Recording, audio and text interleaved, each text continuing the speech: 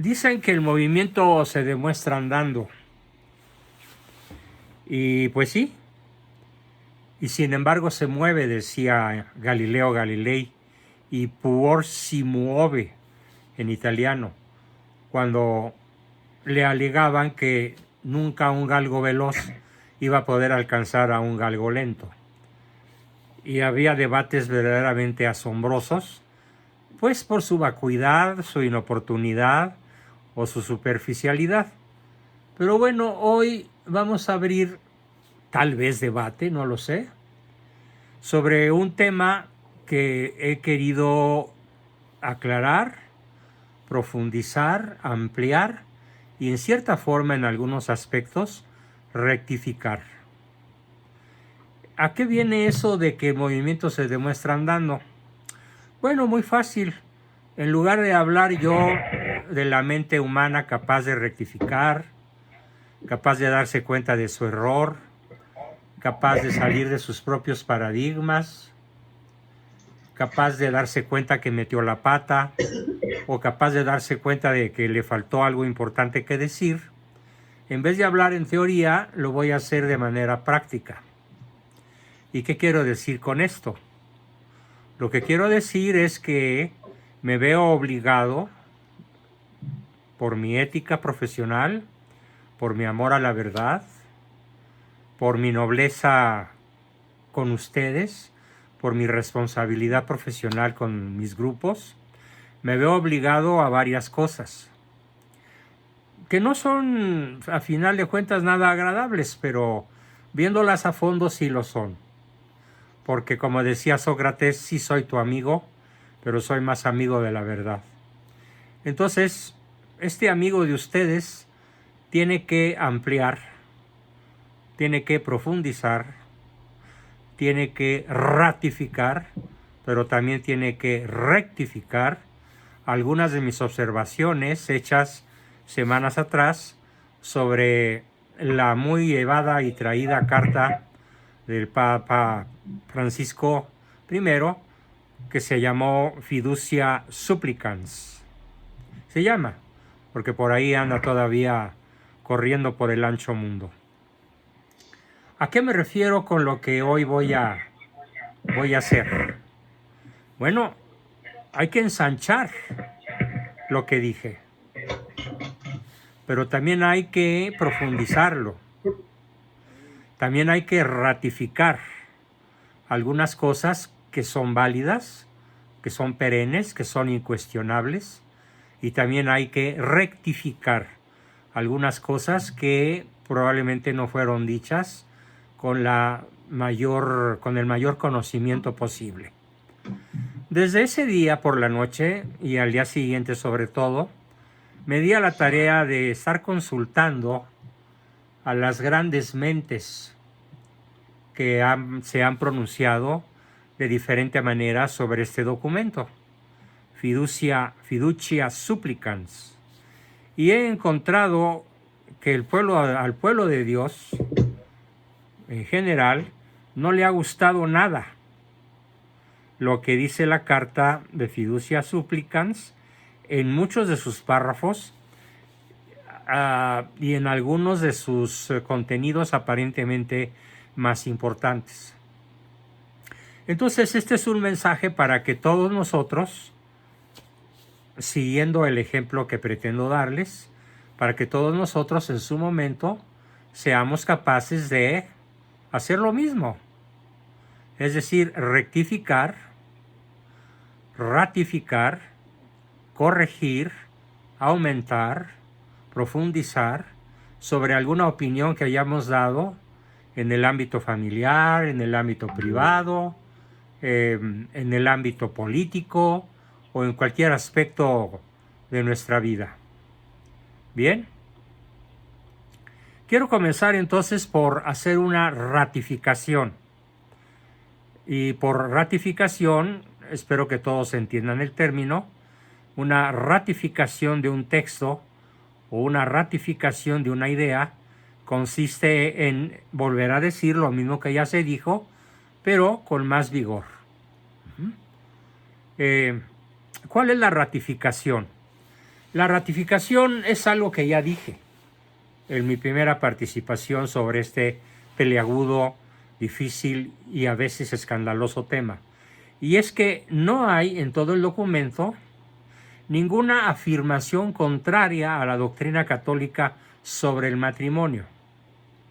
O sea, desde el punto de vista literal, no vamos a encontrar ninguna afirmación contraria al magisterio de la Iglesia sobre el matrimonio. Pero, bueno, eso queda ratificado. Lo dije así, lo vuelvo a decir así. Pero ¿dónde viene la profundización? ¿Dónde viene la ampliación? ¿Dónde viene incluso una rectificación? Bien, me voy a desenvolver a continuación. Si bien no creo tener fuerza suficiente para una sesión muy larga, porque desgraciadamente me dio esa cosa que se llama córrele que te alcanza, chorrillo o diarrea, mejor dicho, y no he logrado detenerla. Así que se me atraviesa por aquí un asunto de salud que espero que no me interrumpa la exposición, cuando menos. Bueno, el punto es que muchos obispos, es mucho más de la mitad de los obispos y cardenales, han expresado su preocupación, y muchos obispos han expresado incluso su desacuerdo o rechazo al documento. ¿Por qué? Y aquí está el principal argumento que dan y que lo tengo que hacer mío. ¿En función de qué? En función de que quienes lo dicen, pues literalmente saben más que yo. Ya sea por su formación como teólogos o por el puesto que ocupan en la mitra romana o por su experiencia como pastores de almas, algunos sacerdotes que ya incluso me rebasan en edad, desde luego en experiencia, en sabiduría, y a todos los he consultado acuciosamente.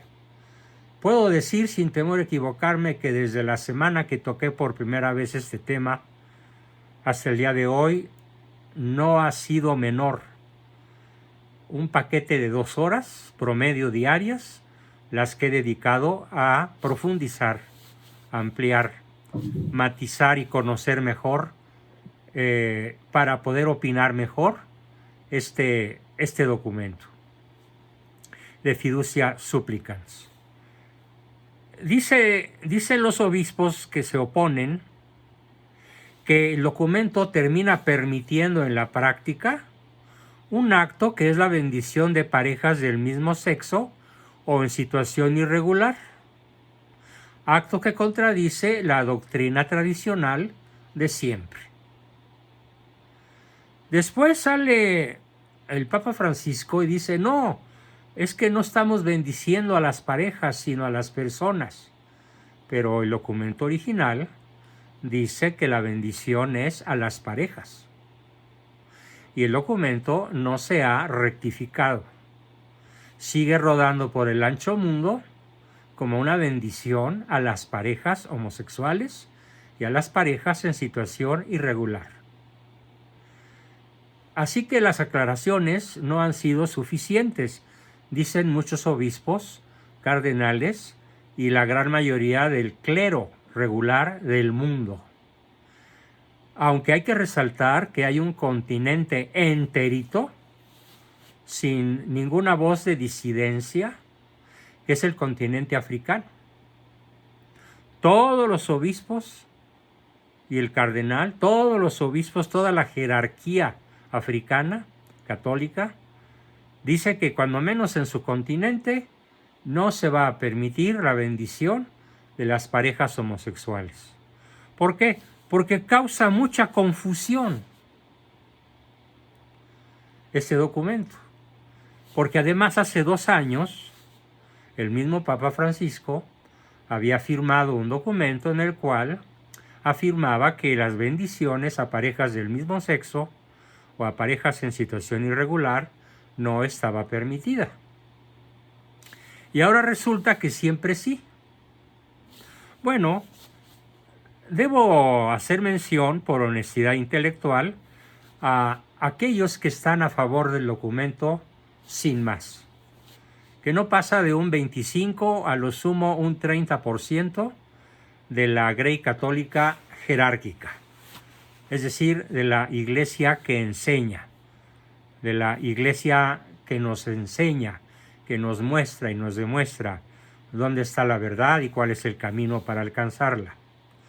Y dicen que este grupo, que es reducido si lo comparamos con el grueso, es que el documento pretende cerrarle el paso a los obispos alemanes que están a favor de no solo de la bendición a las parejas homosexuales, sino a favor del matrimonio sacramental a las parejas gay y del matrimonio sacramental a las parejas en situación irregular.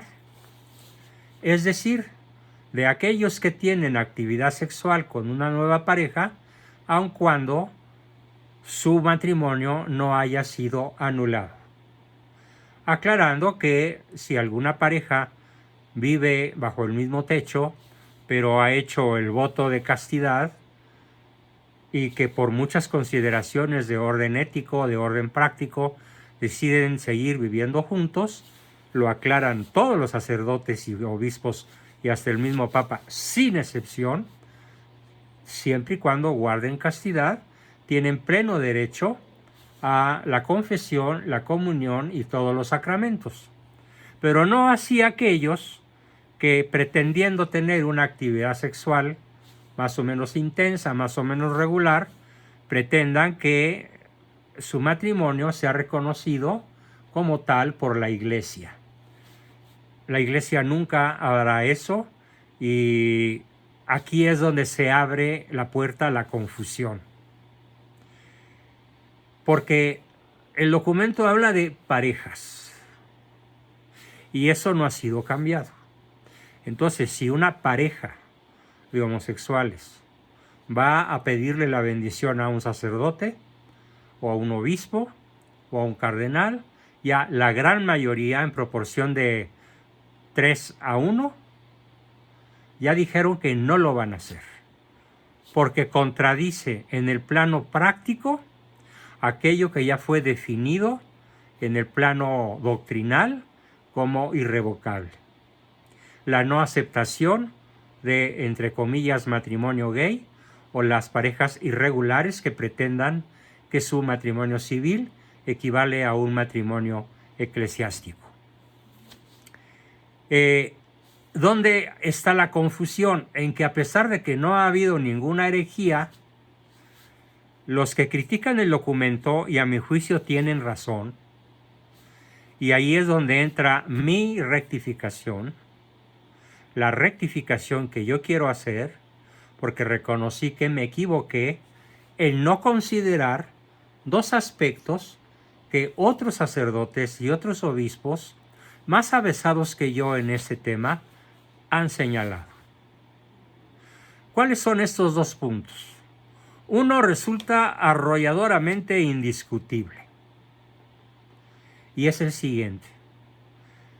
Este 75% de consultas mías, de consultados míos, a través de la red y a través de otros muchos medios, han dicho que el documento fue escrito y lanzado al público sin que haya sido suficientemente consultado con la jerarquía católica común y con la Grey católica.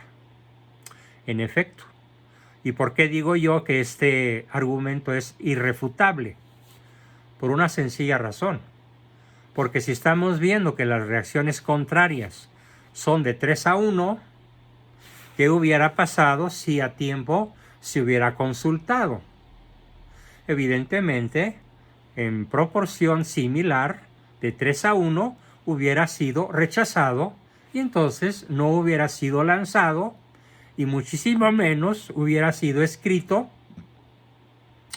firmado por el Papa Francisco.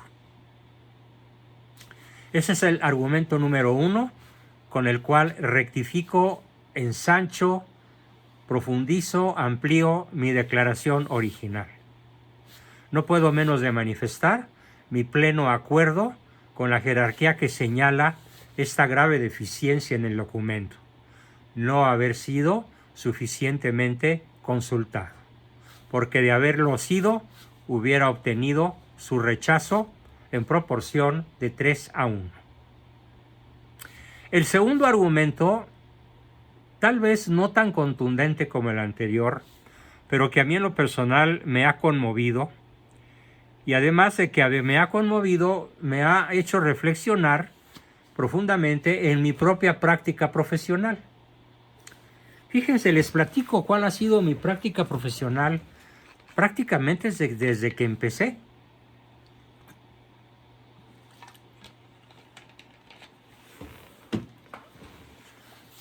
En la inmensa variedad de casos que yo he recibido en consulta, no quiero exagerar, pero son docenas de miles a lo largo de mis 62 años de actividad profesional.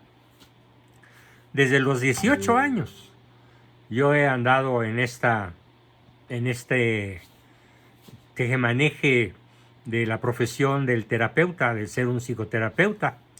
Bueno, desde entonces, desde mis 18 años, guiado por el ejemplo de un extraordinario sacerdote que fue mi confesor, mi maestro en psicopatología y en historia de la psicología en la Universidad Iberoamericana. Me refiero a un santo y sabio sacerdote que ya murió. Cuando yo tenía 18 años, él tenía 45, o sea que ya pasa de los 100 años si estaría vivo. Él me decía: Juan Bosco, nunca dejes a tus pacientes de recomendarles de viva voz, de sugerirles subrepticiamente o de invitarlos con claridad o con palabras estratégicas a que, si son católicos o cuando menos bautizados, recurran a la gracia de los sacramentos. Y entonces invariablemente a mis pacientes les he preguntado: ¿cuánto hace que no te confiesas? ¿Cuánto hace que no comulgas? ¿Cuánto hace que no vas a misa? ¿Cuánto hace que no tienes una guía espiritual? Pero sobre todo, ¿cuánto hace que no te confiesas y que no vas a la Eucaristía? ¿O que no asistes a misa? Y el padre Soto me recomendaba muchísimo esto porque decía, y a medida que fui adquiriendo más experiencia, fui constatando la rotunda veracidad de estas palabras. Porque sin Cristo y su gracia no somos capaces ni siquiera de un buen pensamiento, ni siquiera de una buena acción que esté ordenada a nuestra salvación eterna. Tú puedes ser un psicólogo del montón, o puedes ser un psicólogo ateo, o peor aún, puedes ser un psicólogo freudiano, que se limite a escuchar y en cierta forma a ser cómplice de tus pacientes en los problemas ligeros o graves que ellos te puedan plantear. Pero si quieres llegar al juicio final con buenas calificaciones ante el juez supremo,ínstalos a acogerse a la gracia de Dios.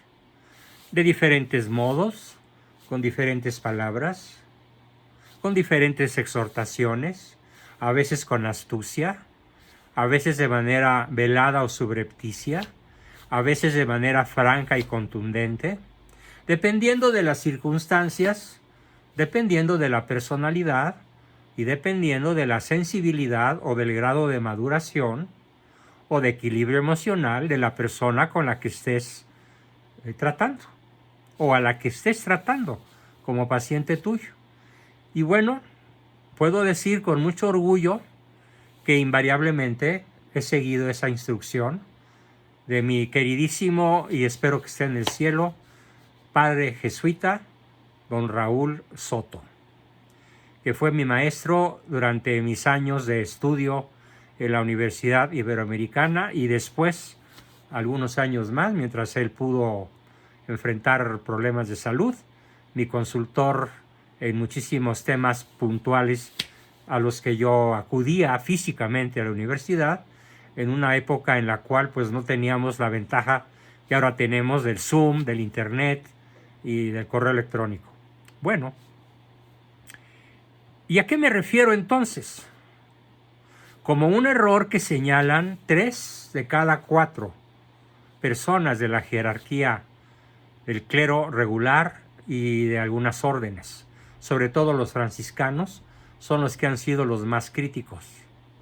Y también entre los jesuitas, salvo un tal James Martin, del cual hablaré dentro de un ratito, porque es uno de los que más confusión ha causado. Bueno, me refiero a que la fiducia supplicans no tiene ninguna exhortación al arrepentimiento. Si yo te bendigo a ti, persona homosexual, suponiendo que la bendición sea a la persona y no a las parejas, pero repitiendo que la carta dice que es para parejas. Yo los bendigo. In nomine Patris et Filii et Spiritus Sancto. Vayan en paz, hijos míos, el Espíritu Santo los guíe y los ilumine. Pero no hay en la carta ningún párrafo dedicado a ninguna exhortación que se parezca a las que yo hago. No puede ser más activo en el proceso de evangelización un laico que el Papa. Por Dios. Entonces, ¿dónde está la falla? En que, leyendo varias veces el documento, no hay ninguna exhortación a la confesión, a la rectificación, al arrepentimiento, a que dejen su vida irregular y la regularicen, ya sea mediante el acto de castidad, la promesa de castidad, en el caso de las parejas irregulares, ya sea en el caso de separación física sexual y abandono de la práctica homosexual de la pareja homosexual. No hay nada que se parezca en toda la carta y ustedes lo pueden constatar. Si gustan, si no la tienen, se las puedo reenviar completita. Así que esto es mi manera de ensanchar, ampliar y profundizar. Y por lo tanto debo manifestar mi desacuerdo con que no haya sido suficientemente consultada y que no tenga ninguna exhortación al arrepentimiento, a la confesión o a la rectificación de las costumbres, sino simplemente la bendición. Y aquí puedo poner varios símiles. Es como si yo recibiera a ¿qué les dijera yo? A una persona que pesa 140 kilos y que no le hago ninguna recomendación nutricional. Simplemente me escucho, lo escucho,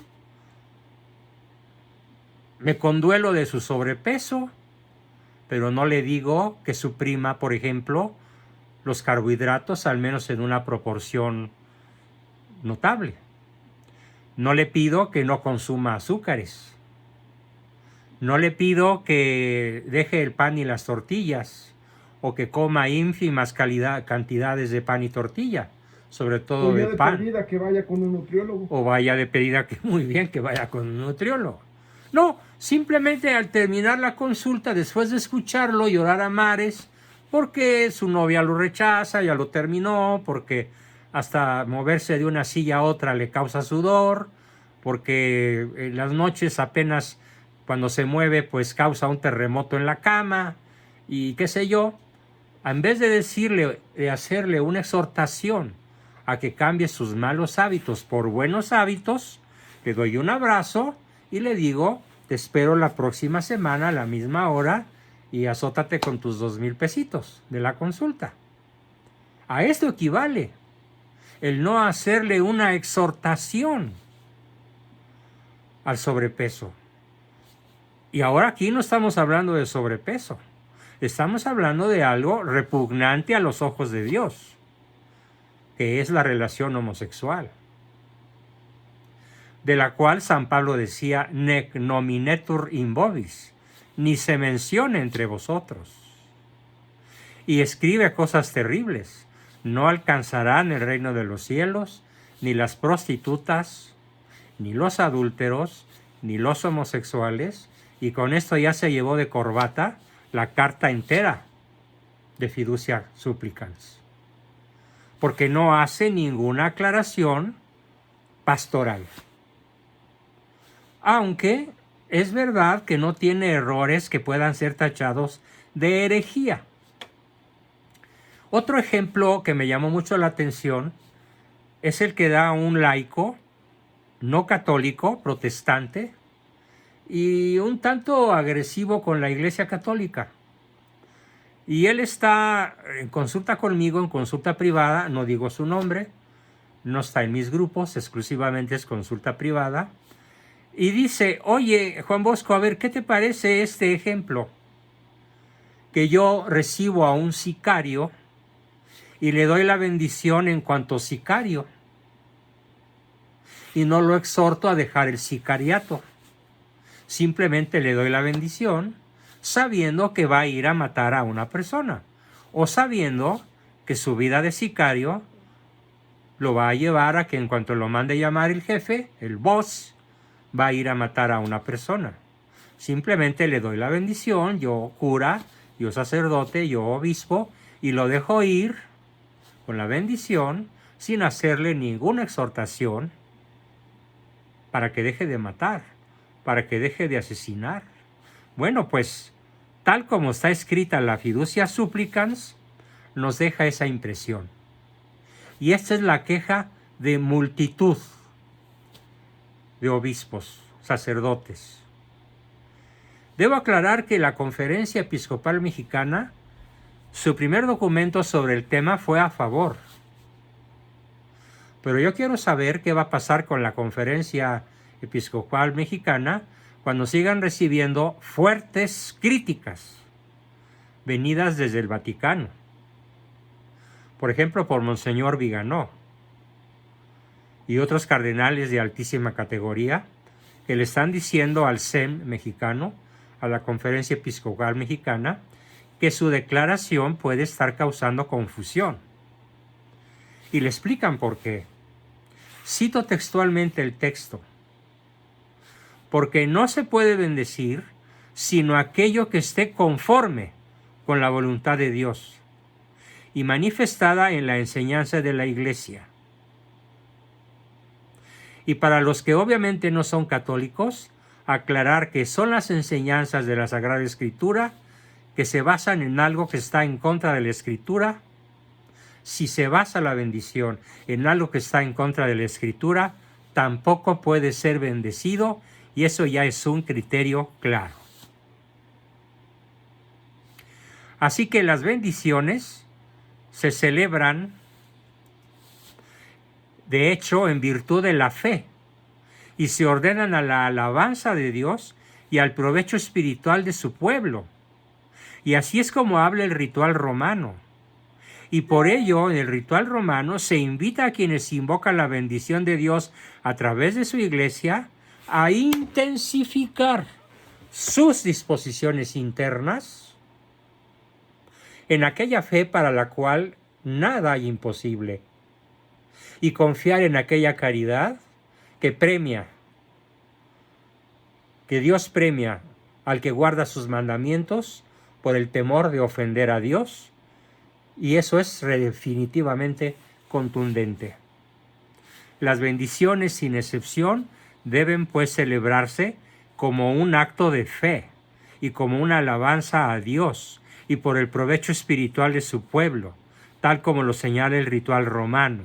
Y por ello, desde el ritual romano, se invita a quienes invocan la bendición de Dios a través de la Iglesia, es decir, a los homosexuales y a los irregulares, a intensificar sus disposiciones internas para vivir aquella fe para la cual Dios tiene reservada la gloria.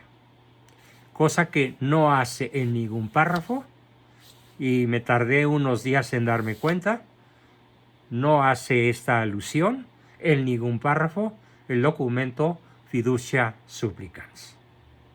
Bueno, pues en términos, déjenme ver si hay algo más que añadir.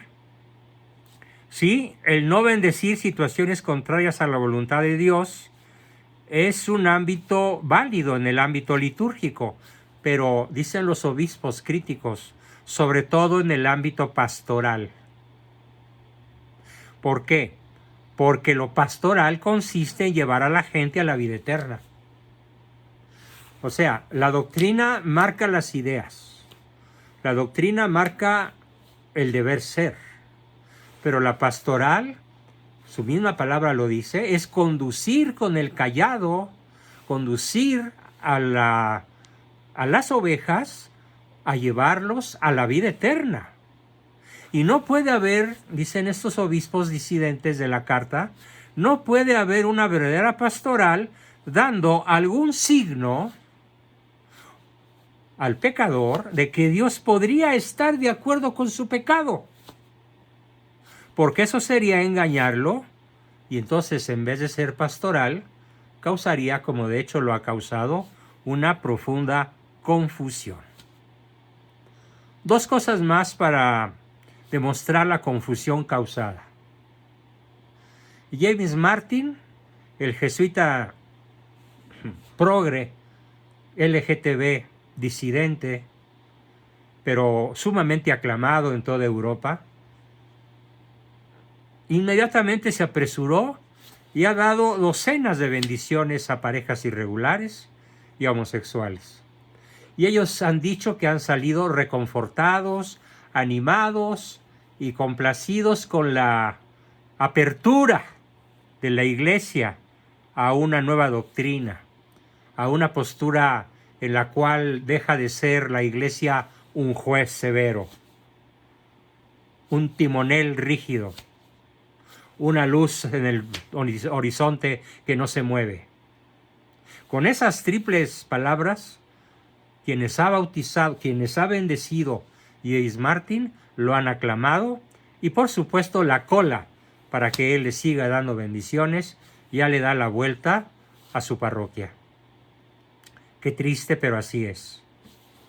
Y la otra es que uno de los altos personajes de la curia romana, de los que rodean al Papa Francisco, ya dijo que por fortuna muy pronto veremos que en San Pedro, en la Basílica de San Pedro, se estarán dando bendiciones a parejas homosexuales y a parejas irregulares.